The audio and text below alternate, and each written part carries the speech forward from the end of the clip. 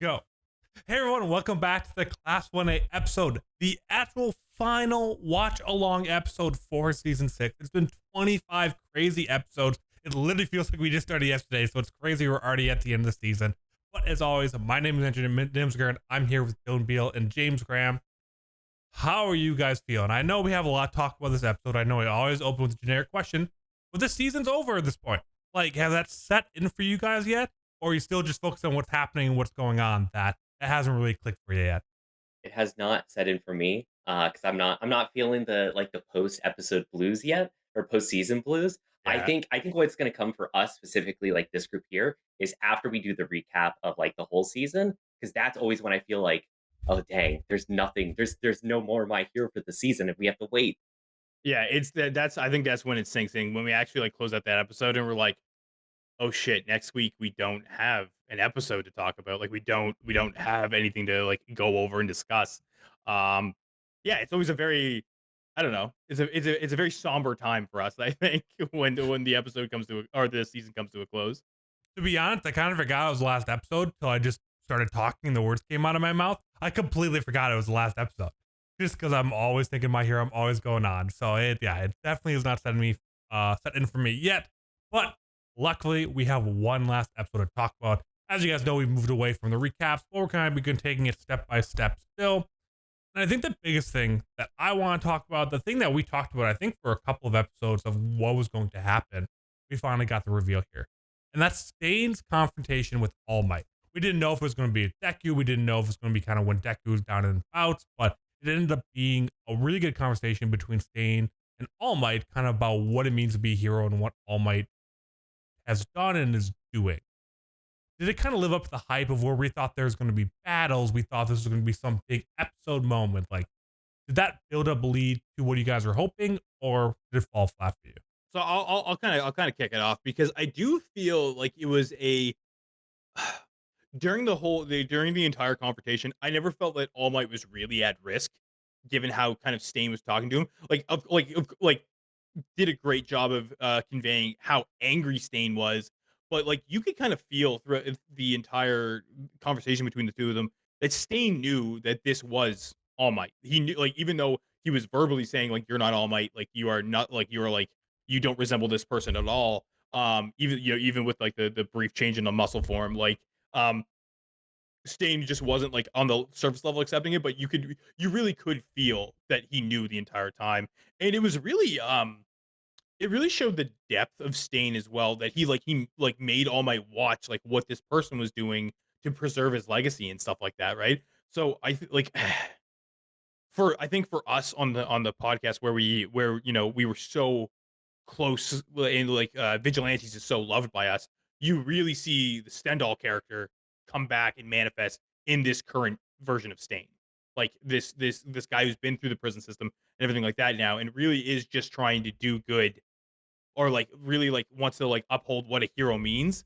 Like it kind of came full circle. Dylan, I don't know if you feel the same way, but Um, I weirdly enough, I feel like Stain hasn't changed at all, and I think for, like, the better because, like, this has always been his message, right? Like, he's always mm, only saw All Might as the one true hero, and that's what he's doing here of, like, "Hey, All Might, you're not living up to my vision of what you should be," which, in a weird way, Stain's vision of All Might is actually kind of the right vision because that is the ideal of All Might, and he's yeah, bringing him back to it, and, honestly, I think this is, like, the only logical, like, conclusion for his character of, like, what else could have happened, right? So if this would have happened, let's say, in the context of just a normal day for Hero Society, wh- I mean, Stain wouldn't have a purpose there. He would show up and go, "Yeah, you're all my. I love you. You're what every hero should be. I'm going to kill everyone else who isn't you because they can't live up to you."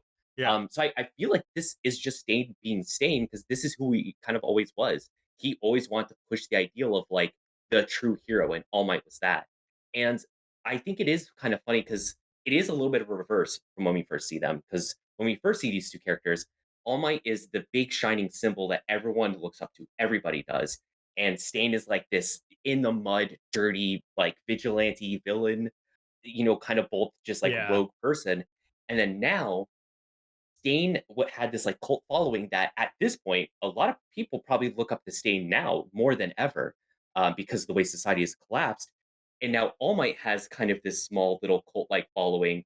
in the form of the people he saved, trying to preserve his legacy. And it's kind of reversal of that a little bit. And I don't know, I really like it. I like Stain showing up, being himself, and just kind of correcting All Might and just like getting him back on track.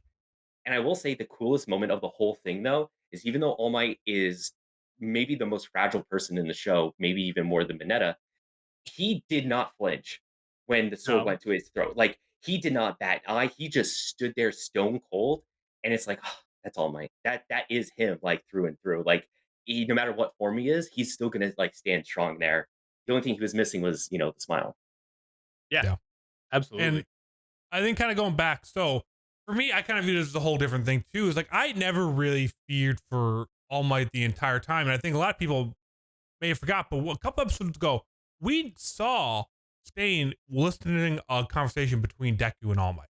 Stain going into this knew that that's who All Might actually was too. So I think some people may have forgot that moment, but going from the entire time, we know how much Stain idolizes All Might. So I didn't really get that fear aspect, which is why I'm very happy and moved over to that messaging very quickly to looking at the woman coming and cleaning the statue and all that kind of stuff. I mean, I think that's, you're right. I think that is Stain being Stain, but that's also kind of helping wrap up the story of All Might that's been sitting out there for so long that I think as he's lost his power, he's become a side character. And I think even Horikoshi this might have been the plan all along, or this might be Horikoshi's kind of messaging like, hey, no, like I kind of lost ways of even what to do with All Might here. And now this is dude is like, nope, he's done all this in the past. Do not forget what he's done. And really his presence is now of all the things he's done in the past, now what he's going to be doing going forward. So maybe a way of reminding he's not going to be doing a lot, but everything that's happening right now is because of All Might and who he was. And do not forget that. That's what Stain and I think Horikoshi said there. I will say the one thing that this does give me a little bit of fear for is still we have to go back to Sir Night Eye and his vision of All Might dying this brutal, bloody death. Yeah. The thing that that kind of pushes that narrative forward a little bit is this now renewed All Might who is maybe who he should be, but now is definitely going to be in the line of danger a lot more than he is now. So I couldn't help but think back to that, and I think honestly, until the show's over, I don't think we're ever going to get that scene out of our minds until we figure out if that is going to happen or not, which probably is what Horikoshi wanted. But Well, I think like much like All Might's legacy, like it's always in the background, right? Like it's always there, it's ever present, and you're like, yeah, like he is this influential character, but it wasn't like it's never like this isn't one of those things where it's like a death sign thing, and we got to kind of like try and read through it, like looking at all like the typical like shonen show tropes. It's like no, we had like a clear picture of what is supposed to happen to this character. So I think it's always going to be kind of there, and yeah, just always going to be kind of waiting for it to happen whenever he's on screen. Um, One thing I do want to kind of touch on, especially regarding Stain, is when he was showing All Might this woman's like devotion to his statue and the maintaining. He said comes out every day, which means Stain has been watching this statue for quite some time to be able to like recognize that this is like a regular thing. This is what she does. In a like between this and the note he left saying that like on top of the information and the timeline, which we'll kind of get into a little later, it also shows that like there's just like a love letter to All Might from Stain. Like so like it's like where we've always seen it as like a almost like a fanatical obsession that he is like the only one true hero. There's definitely some like romanticization there as well, which I think is like a nice thing to include as well. You know what I mean? That you don't just like yes, he like obviously idolizes and loves this like for what All Might stands for, but he also just genuinely loves him as like a person. So I'm sure those lines get quite blurred, but it is kind of nice that they just included like how blurry that whole sort of obsession can get. yeah, I think the other part that I think kind of like goes under like the radar a little bit. I wanted to draw attention to. We were talking about this before, but Singh didn't even know what was on those things. He just knew, oh yeah, this is probably important data. Yeah. He had no idea. He was just like, I know this needs to go to the one person who could do something, and it's of course it's All Might. Well, I mean, it's not like it was just a feeling he had. We did see that he had a literal security guard dying saying this needs to go to someone important. So, like, I don't think it was just Stain's, like, pure intuition here. He kind of was told, and just that's the only person Stain can think of that would be worthy of it. Well, he did like when he did see like, but it was more like the initial observation of like, okay, yeah, we have True. guys who are holding guns, but this guy is holding onto this, so there has to be some relevance there, right? Like, Mhm. and yeah. But no, we do get obviously the obvious tell of being like, this, like, screw you, you're not like you're an animal, you're a murderer, you're not the one who needs this, right? So His ending line was really good, where he's like, "Are you a man Uh, or beast?" And he's like, "I'm a." What was the line? He's like, I'm a I'm a beast beast." on the side of on the the just, Yeah, on on the the other side side of the of just something. just Yeah, like okay. Come on, that's a sick line. That's that really is that cool. was this is that was yeah. a really good line. Stain deserves to be as edgy as he is. Like he really does. He's he's an edgy character, but he's not an edgy character that feels forced. He's just like he just has that entire presence about him. And like not once has Stain been on screen and has said one of these like really like hard hitting liners and me like roll my eyes being like, holy shit, man. Like this is somebody's like fantasy in a character. It's just like he's delivered so well that way. We always talked about the next movie, especially when the manga was going around this time, being Rogue Deku. Fuck that. Give me the story of whatever Stain was doing this during this entire time. It gives us the same exact vibe of what we wanted from Rogue Deku. We've already seen he's willing to kill villains and probably hunt down and have conversations with heroes that have probably left behind.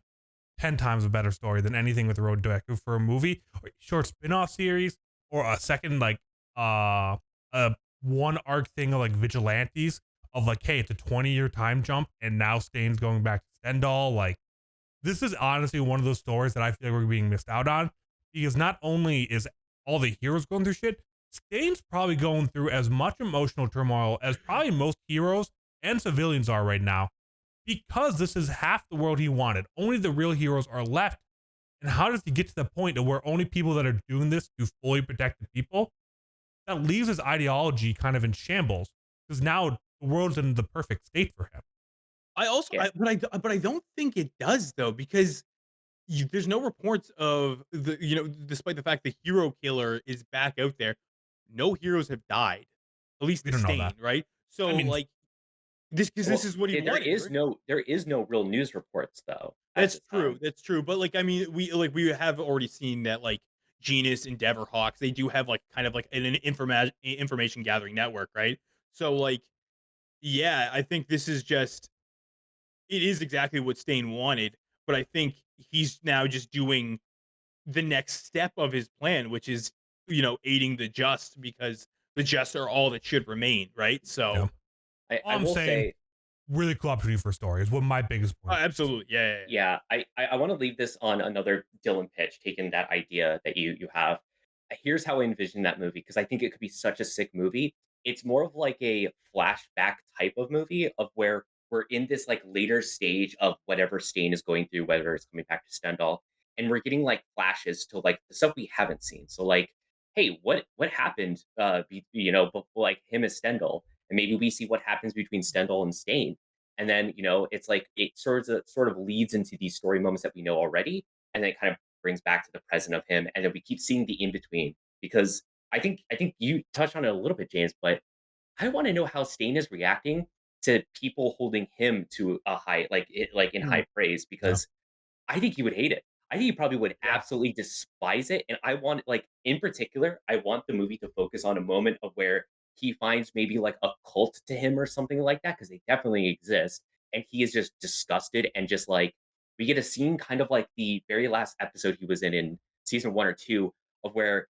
it was really ultra stylized, very Yeah. dark, very red. Like, I want to see that like come in and just like sweep everyone out. Like, I'm talking like end of Rogue One, like Vader kind of just kill everything stuff. Like that would be so sick to see Stain in. It would be, and, like, I think they've, like and this is, either intentional or unintentional by Horikoshi, I don't know, but, like, we always have that question because Spinner is always around, and Hmm. Spinner represents that cult following, right? Because we always talk about the cult following is, yes, other characters do bring it up, but Spinner is our main, connector between, like, the current story when Stain was locked up and, his character and his ideology. So we always have that what if of like, what if Spinner and Stain actually cross paths? How would that go down? What would that look like, right? So, and I think you're right. I think he would be disgusted because I don't think that's what he wants. Like, I think he would be absolute. Like, I think he'd try and kill Spinner, considering that he follows Shigaraki, right? Like, I think that's how it would go down, which I think would be a really sick sword fight between the two of them. Yeah. Oh God. We Now need it. We need it. We we need it so need it, dude. bad. We need it. All right, we got to segue to our next point. But before that, one big statement, something that's been stewing on my end for a while now. Sir Night Eye is a fraud. I'm not going to elaborate. We could talk about this in a one-off episode down the road. I think Sir Night Eye is a complete and utter fraud. I will not be taking any questions or comments at the time, and we'll be moving on to the fun-loving and relaxation arc that Deku went through with all of UA and boys when they got back to the dorms. The boys. And how nice of a change of pace that was. Kind of, we talked about, we didn't think there's going to be many more fun episodes, fun moments, those lighthearted moments that we've seen and loved a lot of the time. We thought those were done, but it's good to see that that can still happen in an episode where there's a lot of emotional moments going around it so that that can be balanced out. This was a very like masculine kind of episode in certain ways that like I don't know it's like there's like this weird like camaraderie with like the boys where they're all like in the bat in like the bath together and they're hanging out and like there's even a part of where I forget who it is. I think it might be Kirishima, but he doesn't literally do it, but he gives a little like ass slap to Mineta. It's not his butt, but it's to his like little grape It thing. is I'm like, head, yeah. I'm like, It later was on, so but random. I loved it. like you know exactly what he was doing there. I'm like, Yeah. this is like a very boys masculine episode, which is cool because like I don't know, I miss Deku with like his friends and like Yeah. this feels like a really good camaraderie moment. Like they'll come together and he's on the couch, he falls asleep with the blanket on. Like good, it's good stuff. Yeah, and like I mean, they like you had like basically all of them trying to basically bring Deku back to like just like that normal level that they used to be at, right? Like he trying to bring him back, get it like not acting like nothing happened, but like okay, we need to basically bring you out of this entire mode that you've been engaged in for so long and just get you back to a sense of normality. And like again, even see growth that from Bakugo, and he like it's really like I loved it. I thought it was really cute how they did it, where basically like he corrects himself and calls Deku Zuko, and then Midoriya is just like, "You don't have to do it if it's impossible." And then Bakugo, of course, takes that as a challenge, and he's like, "Possible's not in my dictionary." Like, of course, I'm gonna call you Zuko at this point, right? Like, it's just it's I, nice. It's wholesome. and I think it's not only just like bringing him out of that mode, but like I think it's also making it so he doesn't feel special in a way. Like he's Mm, special, but like he's he's just one of us rather than he is the chosen one with like one for all. Like it helps bring it down to their level too because Yeah. they don't view him as this big shining god. It's just no, it's just Deku. Like Deku's our friend and we help him yeah. out. And Which calls back. it's a real reaction to how guys would do it too. I'm like, yeah, like, okay, Mhm. like, we're all kind of awkward. We don't know what to do. Like, let's do the easy stuff, take the bath. But then they all started poking questions. Like, they all started asking questions. Like, it's a very realistic thing of probably how middle school, high school guys would react to a situation like that. Like, they do the easy stuff. They all joke around. And they start poking and prying and stuff. And, like, Yeah. obviously, we know you're special. We're going to acknowledge the topic. But they did it in a way that didn't make it feel like he was ostracized, but more like, nope, you're with us, but we still want to know what the fuck's going on. Like, we can't Yeah. stop but ask. Yeah, and I think it kind of pays credit to Ochako's speech as well, which is like, yes, you can have special powers, but that doesn't always make you a special person. And it's just reaffirmed through this entire sequence of him the boys just like reintegrating basically back into the class. You know what I mean? There is there is one scene that is like it just makes Mineta like a further creep. Like Mineta's actually like between Midoriya's legs and like just go look for the scene because the face that's on him, it's yeah, He real. had some really weird faces in this Yeah, episode. he did. Yeah. He Like gets 30 seconds of screen time a season. It has to be memorable somehow. he just yeah, he stays being the creep, like no matter what. Like he's like yeah, he made it worse. All I want to say on that meta topic, we haven't talked about him near as much, but do you guys remember when we stopped talking about him? When Mina brainwashed him at like right around the school festival arc. Remember when they strap him to a chair and make him watch something? He hasn't done shit since then.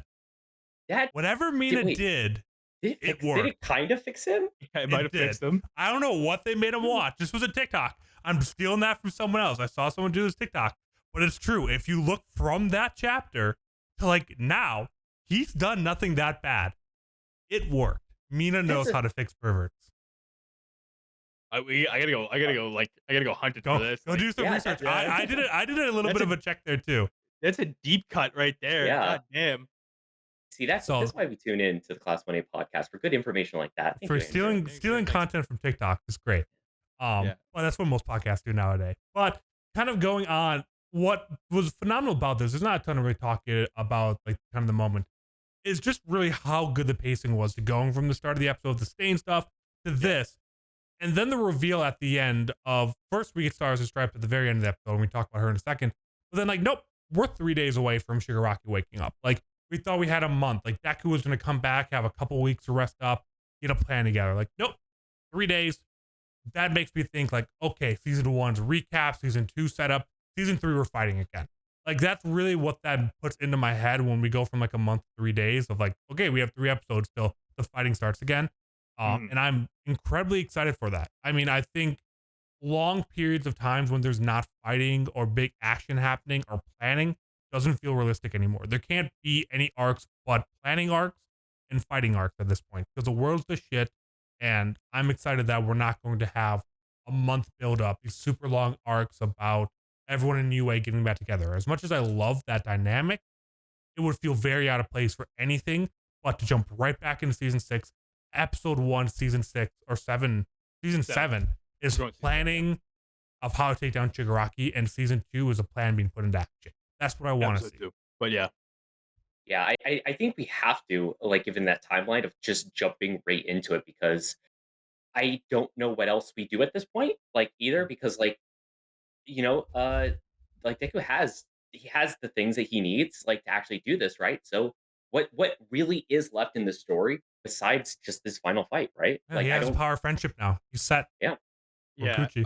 I think as far as like things that aren't revealed, like regarding Izuku, I think we still have a one quirk left. I think we're still Oh, missing one. we have one quirk, which is We have like, "Hey, one quirk, and we got a final It was the boss." Like, Bakugo. Yeah, it was the boss. Like, Bakugo does that one. yeah, work? Right? Like, yeah. yeah. So I mean, we have that, but yeah, like I mean, we in like I think we when we were doing our like just our pre-show and stuff like that, we didn't really talk about this as much, but they did talk about the effectiveness of All for One and One for All and how closely those two are kind of linked and how like how effective they are depending because like All Might kind of talked about how he basically like he's never had this connection that like Izuku kind of talks about, right? And they're discussing the connection between actual AFO and Shigaraki too and how that whole thing works too. I have a theory. I have a theory, and you gotta clip this because I was thinking about this. Here's my theory. Clip it and ship it. All for One and One for All, they're the same exact work. They're nothing different about them. They're exactly the same. The only thing that changes it is the heart of the users, because the heart of the good is always to build upon what came before and pass it along. And the heart of evil is always taking and transferring. And because the taking and transferring happens so often, there is no cultivation of power within it because it's not within his capacity. That is my clip it right now. That's going to come up. They're the same thing. But we have like two separate origin points though, don't we? Between the brothers, like No, no, because it just like it because they were brothers and it just manifested in the uh younger brother. So right. that's why I think it is all about the heart of the user. I actually do think they're the same quirk. So I think you're right in the way of it's two sides of the same coin. That doesn't necessarily make it makes it the same coin, but it doesn't make it the same quirk. The head and the tail side is different. All I'm gonna say is just clip it and we'll see. Because that's my two theories. My two standing theories is one, But well, this one now, and the he was second one born with is the quirk. we don't know that. Yes, we do. If we go back to the time when No, we 'cause learn about the past, young. is that they always thought the brothers was quirkless, but in reality, he had a stockpiling quirk that wasn't revealed until a quirk was given to him. But we didn't know that. We didn't quite know that. It could have been we don't know for sure it was hidden within him. It I'm not yeah. buying. So it's given the information in a way that like because you can add upon it if you need to, and it's not implausible, right?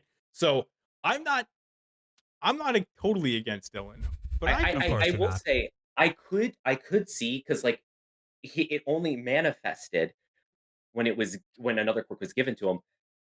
There is a possibility that like whenever AFO gave that piece over to him, that was just a part of that quirk, and he like that was just the quirk itself that he also gave over. Like I don't know. I think there's more to it than this. So who knows? We'll see. We'll see at the end, right? We'll I see who's no. right at the Do end. not Which is assume. approaching quick. Do Like, yeah. Do not set up the idea that all of our questions will be answered in this series. We all know they will not be. So going in with that mindset is going to lead to disappointment of millions. I Yes, don't know. I love being disappointed and yelling about it though. He does. It's true. He That's gets true. off That on is it. what you're here All right, for. that's all I have to say about the quirks. Okay. All right. All right. All right. So we only got about 30 seconds of screen time, but I'm going to say we have about 2 minutes to talk about it. How the season ended and assuming how it's going to open is the introduction of a brand new character from the United States of America, the number one hero, Stars and Stripes, which we learn is what the mentee of All Might. I can't, an apprentice to All A Might. pupil. Someone, A pupil. a pupil. Pupil. There we go. All Might. Yeah. A pupil of All Might. Call it All Might, her Padawan, like, I don't know, direction like, master. yeah. Yeah. So a lot of interesting thing there. And again, just keeping in mind the number one hero for one of the largest countries in the world, assuming it's all the same here, and what that could mean in terms of power scale, in terms of quirk, in terms of whatever that means. I'm excited. I'm gonna let you guys talk first. So Oh, no. the big thing I'm curious about is how quirks are um fostered and used in other countries. That's the big thing I'm kind of curious about, because if we had any like information regarding that, it would, I think it would show what Star and Stripes power is. And like, or like not power like what the quirk is specifically, but how powerful she is. Um because we've always kind of seen Japan as like the pinnacle of quirks kind of thing, you know what I mean? Where, and we Well, see that's it just really, the only view we've ever had. We don't know if right. that's the fact or not. So we do and we don't, though, because when they had the conversation basically throughout the various nations, which was like kind of like, I don't know, like the My Hero version of NATO, I guess. They were discussing the other nations and things, and people are pretty hesitant to intercede in that, which makes me think that Japan and quirks are kind of like near the top echelon, maybe the pinnacle of how quirks are like interpreted within the world. Um, but it also shows the brashness of the states, because the states have already responded. I'm gonna try not to let my Canadian show too much in this. Um, but I think it's gonna be sick, because like we now are starting to see international heroes, which we only really got in Vigilantes, and I mean we We've don't know got in the where movie. we did get in the movie. Okay, fair, fair. Which again, the timing of all this is weird because we're being introduced to characters in the show now that Yeah. were part of the movie, and they didn't So- act like that. Again, going the whole, that's the whole canon conversation we're not going to Salam have is today. sick. I love him. The Salam is 2D sick. hero. But the biggest thing I just want to talk about, not even in terms of like assuming power and all that kind of stuff, Mhm. and the pinnacle of quirks and all that, but the United States has like 213 million more people than that, and you're assuming it's the same brassness, the brass kind of United States that we know. So you assume there's quirk testing, all that kind of shit. Like you It just has have to to be, right? assume that they're just trying to pump it up to 100. And maybe All Might is the true pinnacle, the god of everything, and they're all trying to do that. But Stars and Stripe, one is a pupil of All Might, looks a fuck ton like All Might. You can't tell me there might not be testing, it just might be who they are. Like, I'm just Yes, assuming the it is. United States is who the United States is, and that they're probably on the same term, if not more powerful than Japan in terms of quirks, just because there's no way the United States would not allow that to happen. So okay, so we know All Might was in the States for a degree. We know Star and Stripe looks a whole lot like him. Nah, I ain't a kid.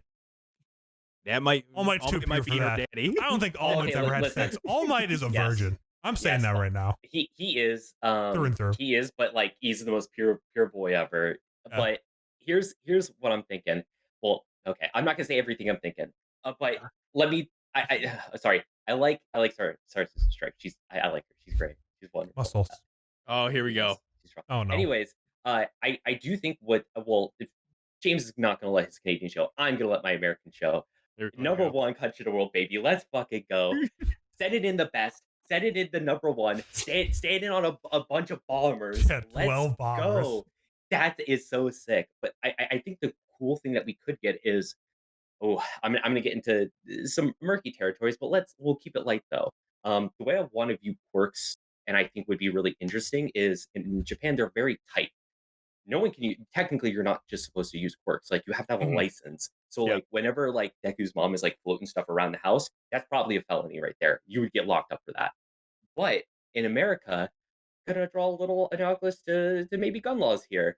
Things are a lot looser. Things can just kind of happen. So what I'm thinking is like, if that isn't an analogy here, like maybe it is the case that Stars and Stripes is so powerful because like she could just use her quirk whenever, or maybe that it was much more encouraged. And like as kids, they're like really going a lot harder. Like I'm thinking of like American mentality with like sports. I'm thinking American mentality with like all that kind of stuff of like going super hard when you're young to build up Mhm. these like athletes or stars, right? Stars. That Nice. shining example of things. And I think that could be the case with Stars and Stripes here. Like maybe that is why she is so strong because kind of like Andrew was saying, society and everything has pushed her to be that strong. And I'm excited to see like it could be anything. She could be going buck wild. So I'm curious because, and I'm gonna draw a recent parallel to kind of the states and Japan. Um, I don't know if either of you two follow baseball. Not really. Okay, listen, don't get me okay. You cannot bring up that analogy. First of all the players on the other teams are just American baseball players too. They get sent over to there. Also, no one wants to get injured, and so all the best pitchers from America don't play in the HBC. Yeah. So okay, listen. Still number two champions at baseball, The- even though they had none of the good players. who's number one though? Who's number one?